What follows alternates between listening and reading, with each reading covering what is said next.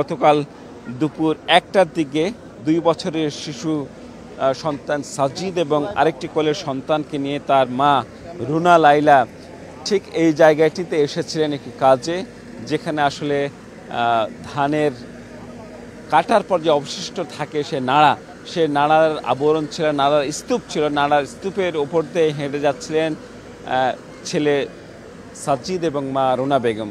এই সময় ঠিক হাঁটতে হাঁটতে চোখের সামনেই সাজিদ শিশু একেবারে তলিয়ে হঠাৎ করে চোরাবালির মতো একবার নিচে দপ করে নিচে পড়ে যায় শিশুটি। তখন তিনি মা বলে চিৎকার করলে আসলে অসহায়ের মতো তিনি ছুটোছুটি করেছেন, কিন্তু সন্তানকে রক্ষায় তিনি আসলে কিছুই করতে পারেননি। তিনি আমাদেরকে সেটি জানিয়েছেন যে তিনি শুধু অসহায়ের মতো দেখেছেন, শিশুর নিজের ছেলেকে যে নিজের সামনে হারিয়ে যেতে দেখেছেন সেটি তিনি হৃদয় বিদারকভাবে আমাদের সামনে বর্ণনা করছিলেন। তিনি বলছেন যে আসলে শিশুটি যখন যত দূরে নিচের দিকে যাচ্ছে, যত গভীরে যাচ্ছে, তিনি সেই গভীর থেকে সেই গর্ত থেকে মা চিৎকার তিনি শুনতে পাচ্ছেন। শিশুটি কখনো দাদা বলেও চিৎকার করছেন, কিন্তু কেউ আসলে তাকে সহযোগিতা করতে পারেননি, কারণ যে গর্তের শিশুটি পড়েছে সেই গর্তের ব্যাসার্ধ খুবই কম, অর্থাৎ 12 ইঞ্চি ব্যাসার্ধের একটি পাইপ সেইখানে ছিল পানি উত্তোলনের জন্য, কিন্তু সেই পাইপটি ওঠানোর পর